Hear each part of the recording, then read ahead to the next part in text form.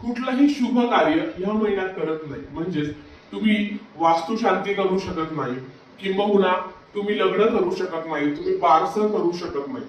पण म्हणून याला मलमास म्हटला. धोंड्याचा महिना हा भगवान विष्णूंसाठी समर्पित आहे. भगवान विष्णूंची कृपा आपल्यावर अखंड प्राप्ती व्हावी, कारण जन्म देण्याचं काम हे ब्रह्मदेवाचं आहे. आपलं पालन करण्याचं काम हे भगवान विष्णूंचं आहे. आम्ही आपल्याला मोक्ष देण्याचं काम हे भगवान शंकरांचं आहे.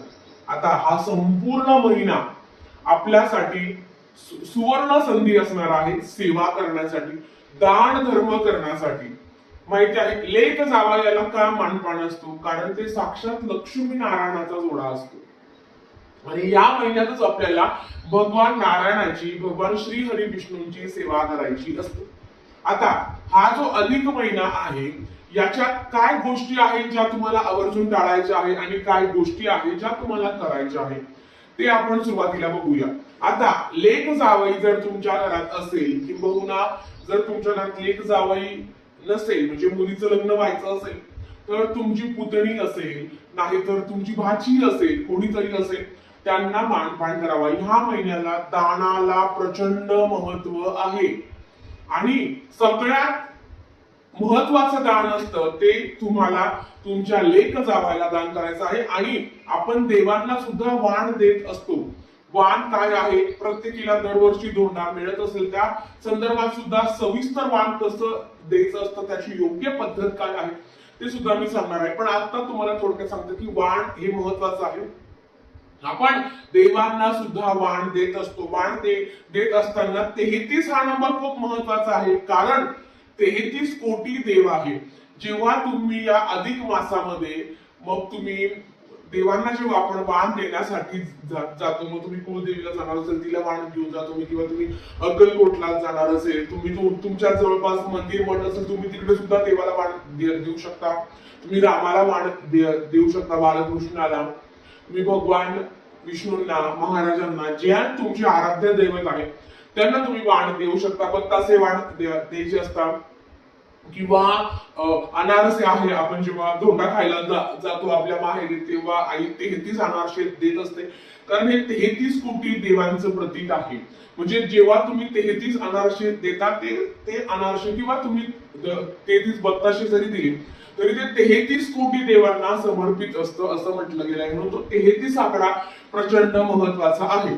आता काही आम्हाला म्हणजे मुलगी नाही आहे तरी तुम्ही नक्कीच कुठलं तरी एक नातं असतं आपल्या जवळ, जिला आपण मुलगी मानतो, तिला तुम्ही दान म्हणजे तिला तुम्ही दान देऊ शकता. आणि अर्थात मीही सांगेल की जे काही दान करतो म्हणजे नक्कीच आई मुलीच्या जोडव्यांमध्ये वाढ करत असते, म्हणजे मुलीच्या जोडव्यामध्ये भर टाकत असते, की जेणेकरून मुलीचं सुद्धा जे सौभाग्य आहे त्याच्यातही भर टाकल्यासारखं होतं.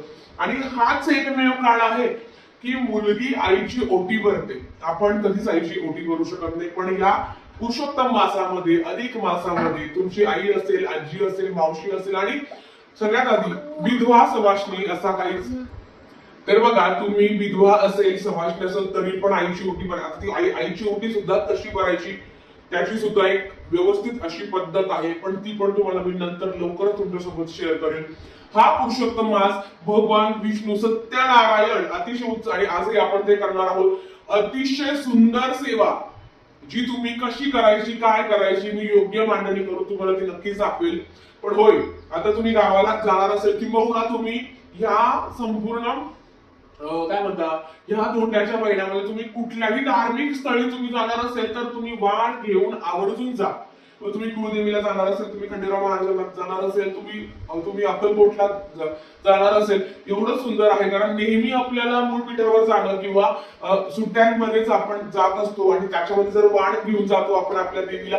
ज्यांना नाही शक्य होत त्यांनी आपापल्या घरातच करावं. पण ह्या महिन्यातही इतका पवित्र, इतका सुंदर असा महिना आहे ना, की सेवा किती करू आणि माझा सेवेचा बँक बॅलन्स मी किती वाढवू, याच्यासाठी हा महत्वाचा आहे. आणि अर्थात दान धर्म ह्या महिन्यात केलेले दान कधीही संपुटीत जात नाही. ह्या महिन्यात लेख जावायला असो किंवा तुमचं असं आपण देवाला पण वाण वगैरे देत असतो, त्याचं कर्म फळ आपल्याला खूप जास्त प्रमाणात मिळत असतं आणि ह्या महिन्यात केलेली सेवा ही अनंत काळापर्यंत तुमच्या सोबत राहते आणि याचं फळ सुद्धा तुम्हाला तेवढ्याच प्रमाणात मिळत असतं. तुमच्या किती पण मानसिक, शारीरिक, आर्थिक, सांसारिक कष्ट असेल तरी सुद्धा ह्या महिन्यात तुम्ही सेवा करू शकता. जसं जमेल तशी. आता काय सेवा करायची तर ते मी तुम्हाला नक्कीच थोड्या दिवसांनी तुमच्यासोबत सविस्तर शेअर करेन. आता ह्या महिन्यात काय करायचं आहे काय करायचं नाही, तर धोंड्याचा महिना हा सुद्धा अतिशय दिव्य प्रभावी महिना आहे. मांसाहार करायचा नाही. धोंड्याच्या महिन्यात आपल्या घरात मांसाहार होणार नाही याची काळजी घ्यावी. भगवान विष्णूंना हा महिना समर्पित आहे म्हणून काही चुकीचं घडणार नाही. आता काही आमच्याकडे श्रावण महिन्यात पाळल्या जात नाही तर धोंड्याचे महिने काय पाळले जातील, बऱ्याच वेळा अशा गमनाचे. मग तुम्ही अशा वेळेस काय करू शकता, त्यांना खायचं त्यांना खाऊन द्या. काही मी बनवून देऊ शकते का, जर ते ऐकणारे नसेल तर त्यांना बनवून द्या, तुम्ही मात्र खाऊ नका. जिला सेवा करण्याची इच्छा आहे, जिला माहिती आहे, तुम्हाला माहिती आहे माता लक्ष्मीला काय प्रिय आहे, तर तिला भगवान श्री हरी विष्णूंची सेवा प्रिय आहे. ज्या ज्या घरात भगवान श्री हरी विष्णूंची सेवा होते तिथे माता लक्ष्मीला कधीच आव्हान करावं लागत नाही. ती त्या घरात सूक्ष्म स्वरूपात अखंड वास करत असते. जर तुम्हाला आर्थिक अडचणी असेल आणि परमेश्वराची कृपा आपल्यावर राहावी तर खरंच ह्या संपूर्ण अधिक मासामध्ये मांसाहार करू नये, घरातही करू नये. तुम्ही नवरात पारायण करू शकता, तुम्ही गुरुचरित्र पारायण करू शकता, तुम्ही स्वामीचरित्र पारायण करू शकता, सगळं करू शकता. त्याच्याच बरोबर भगवान विष्णूंच्या काही सुंदर प्रभावी दिव्य अशा सेवा आहेत त्या सुद्धा तुम्हाला करायच्या आहेत. आता काही घराच्या अन्न मी करून देणार आहे, मी खाऊ शकते का, अगेन मी तुम्हाला सांगते तुमची इच्छा. ह्या पुरुषोत्तम मासामध्ये शक्यतो ब्रह्मचर्याचं पालन करावं जर तुम्हाला शक्य असेल तर. पण काही आम्ही संतान प्राप्तीसाठी म्हणजे सुरुवात करत आहोत, तर बाकी तुमची इच्छा.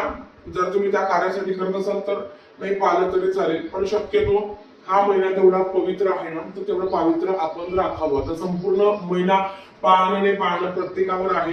पण ज्या काही सेवा तुम्हाला सांगणार आहे तेवढा होईपर्यंत तरी तुम्ही पाळावं आणि अगदी तेही नाही शक्य होत तर नाही काही करावं. आता शेवटी आपल्या घरातले पण काही नियम आहेत ज्याचं पालन करणं महत्वाचं आहे.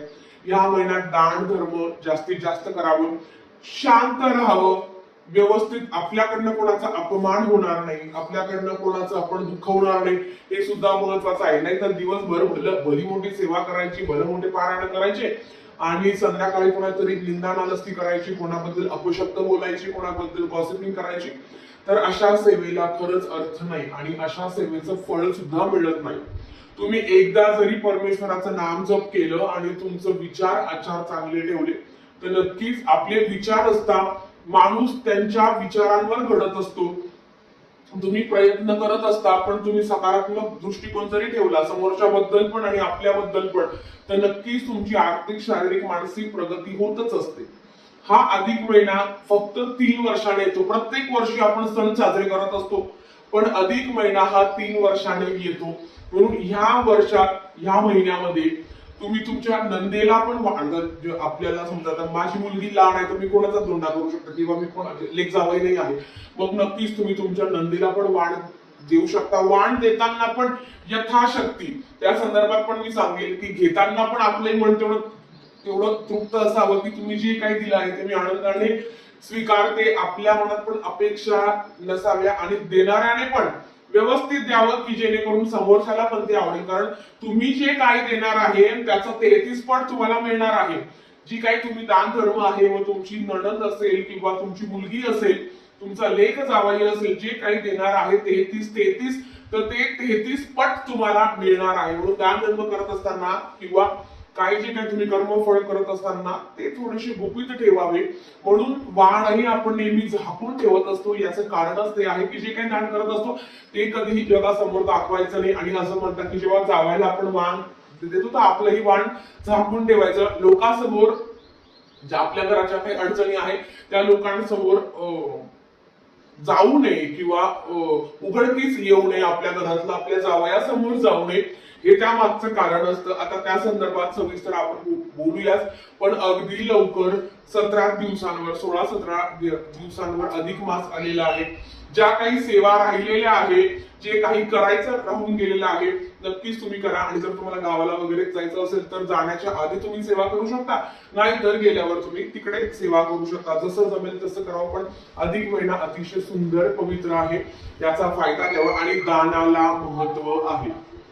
देवाला दान करू शकता तुम्ही, म्हणजे देवाला दान देऊ शकता तुम्ही. आईला तुम्ही आईची ओटी भरू शकता, तुम्ही भगवान श्रीहरी विष्णूंची व्यंकटेश स्तोत्रांची सेवा करू शकता. सत्यनारायण तुम्ही अखंड महिनाभर करू शकता, मासिक धर्म सोडला तर. अगदी तुम्ही गावाला गेल्यावर पण 1-2 दिवस ते स्किप करून तुम्ही करू शकता. ते कसं काय करायचं ना, या संदर्भातली सविस्तर माहिती लवकरच मी तुमच्यासोबत शेअर करेन. आजच्यासाठी फक्त इतकं. झालेली सेवा स्वामींच्या चरणी मी रुजू करते. आणि आजचा व्हिडिओ इथेच थांबवते. आवडला असेल तर लाईक शेअर सबस्क्राईब करा. भेटूया परत अशाच एका नवीन व्हिडिओ सोबत. तोपर्यंत श्री स्वामी समर्थ.